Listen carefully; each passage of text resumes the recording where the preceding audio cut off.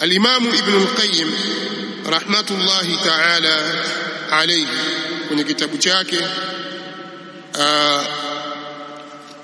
A'lamu al-Muwaqqi'in, A'lamu al-Muwaqqi'in, baadhi ya chapa inaandika kwa kasri ya hamza I'lamu al-Muwaqqi'in, na kisawabu ni kama nilivyoeleza kwamba hasa katika muktadha wa lugha, na mwenyewe alivyokiita kitabu hiki amekiita A'lamu al-Muwaqqi'in an Rabbil Alamin.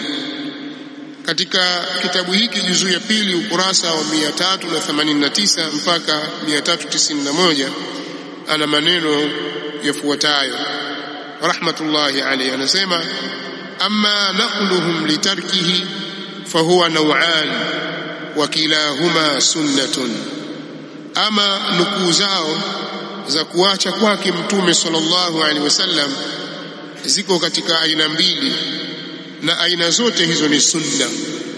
Nukuu walizozitaja kutoka kwa mtume sallallahu alaihi wasallam kuwa ameacha jambo fulani ziko katika aina mbili, na aina zote hizo ni sunna. Ahaduhuma tasrihuhum bi annahu taraka kadha wa kadha wa lam yaf'alhu كقوله في شهداء أحد ولم يغسلهم ولم يصلي عليهم، وقوله في صلاة العيد لم يكن أذان ولا إقامة ولا نداء، وقوله في جمعه صلى الله عليه وسلم بين الصلاتين ولم يسبح بينهما ولا على إثر واحدة منهم ولا ظاهره. Aina ya kwanza ni kusema kwao wazi wazi kwamba yeye mtume sallallahu alaihi wasallama ameacha jambo kadhaa wa kadha na hakulifanya, kama walivyosema kuhusu mashahidi wa Uhud, hakuwaosha wala hakuwaswalia. Mtume sallallahu alaihi wasallama wale watu waliouawa pale katika vita vya Uhud, kina Hamza wa kina Amr ibn al-Jamuh na wengineo ambao walikufa katika vita, waliuawa katika vita vya Uhud, mtume sallallahu alaihi wasallam aliwazika bila ya kuwaosha wala hakuwaswalia. Na hiyo ndio sunna.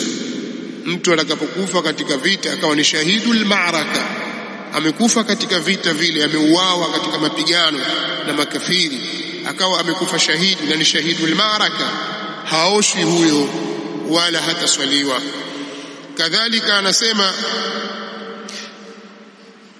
na kauli yake kuhusu swala ya Eid, haikuwepo adhana wala iqama wala ulingano wowote siku ya Eid. Hapakuadhiniwa wala hapakukimiwa wala hapakusemwa qumu ila salatikum yarhamukumullah au as-salata jami'atan na mfano wa kauli hizo, hapakusemwa.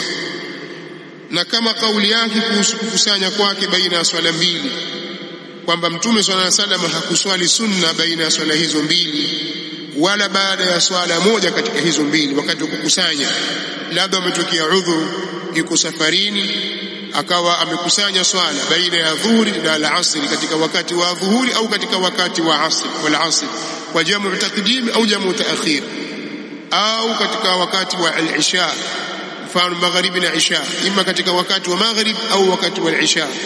Alikuwa mtume sallallahu alaihi wasallam anapofanya jamu haswali sunna, si sunna ya maghrib wala sunna ya isha. Hii inaonyesha kwamba kuacha kufanya hivyo ndiyo sunna. Kwa hiyo akaendelea al-Imam, wathani adamu naqlihim lima law fa'alahu latawaffarat himamuhum wa dawaa'ihim أو أكثرهم أو واحد منهم على نقله، فحيث لم ينقله واحد منهم البتة ولا حدث به في مجمع أبدا علم أنه لم يكن. أين يبيلي ni kutonakili kwao jambo ambalo lau kama alilifanya basi zingeelekea juhudi zao na yenye kuwapelekea wao kwenye kuyanukuu, ima wote au wengi wao au hata mmoja miongoni mwao. Basi ilipokuwa hakuna mtu yoyote aliyenukuu hilo wala hakuna aliyezungumzia katika mkusanyiko wowote, ikajulikana kwamba jambo hilo halikuwepo.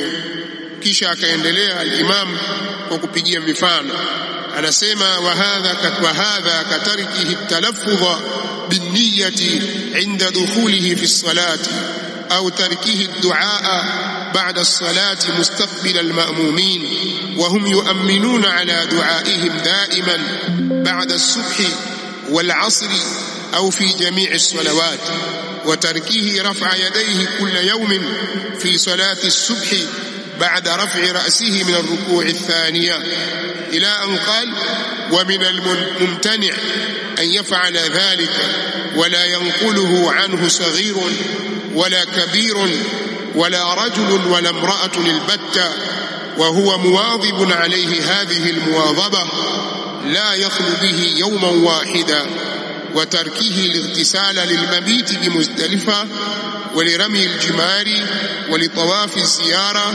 ولصلاة الاستسقاء والكسوف.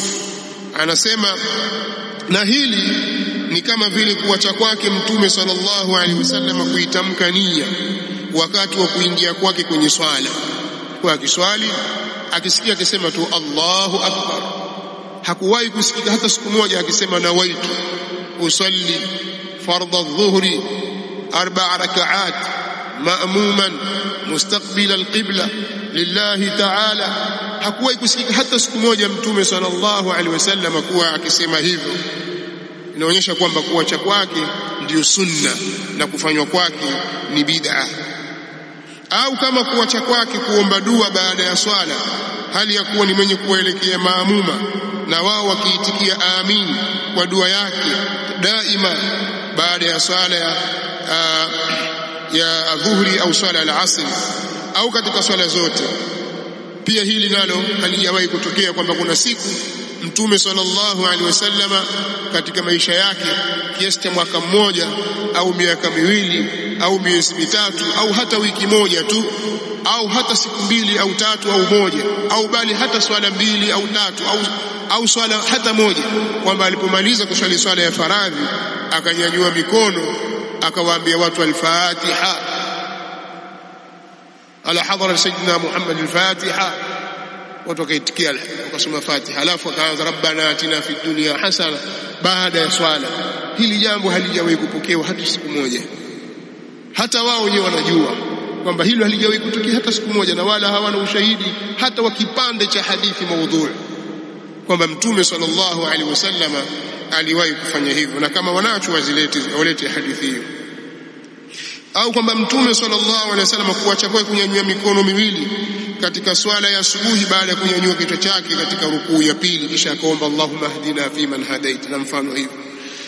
Na katika lenye kuzuilika ambalo halikubaliki ni kuwa Mtume sallallahu alaihi wasallam ametenda jambo alafu hakuna mtu yoyote aliyelinukuu, si mtoto mdogo wala mtu mkubwa, si mwanamke wala mwanamme, na hali ya kuwa Mtume sallallahu alaihi wasallam ni mwenye kulifanya hilo kwa kudumu.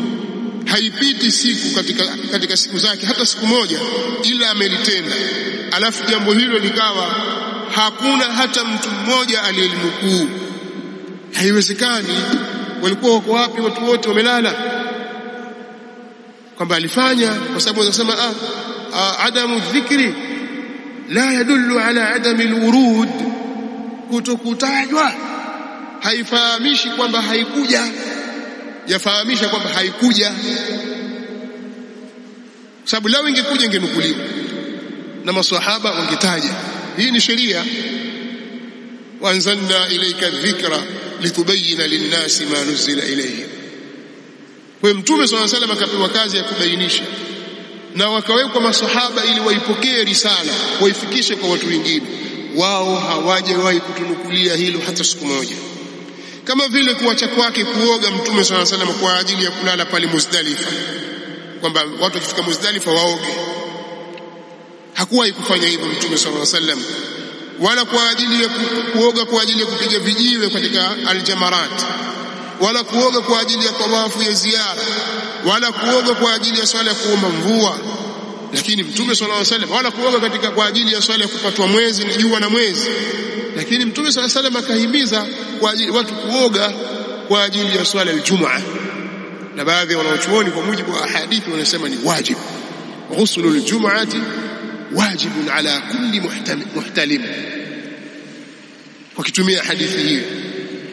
Baadhi wengine wanaona kwamba hapana, ni jambo la sunna, ni jambo lililokuwa zuri, ama kwa ajili ya salatu al-istisqa haijakuja hii. ومنها هنا يعلم أن القول باستحباب ذلك خلاف السنة، فإن تركه صلى الله عليه وسلم سنة كما أن فعله سنة. anasema al-Imam, na hapa ndipo inapojulikana kwamba kauli ya usunna wa hilo aliloliacha ni kauli iliyo kinyume na sunna. Yani jambo aliloliacha katika sura hizo tulizozitaja, ukisema hili ni sunna, kauli yako hiyo iko kinyume na sunna, kwa sababu kuacha kwa Mtume sallallahu alaihi wasallam ni sunna kama ilivyokuwa kutenda kwake ni sunna. Fa idha istahbabna fi'la ma tarakahu kana nadhira istihbabina tarka ma fa'alahu wala farq. Tutakapoliona kuwa ni sunna jambo aliloliacha, inakuwa ni sawa na kuona kuwa ni sunna kuliacha alilolifanya, na hakuna tofauti katika hili. Kwa hiyo kuna sunna ya kuacha, as-sunnatu at-tarkiyya.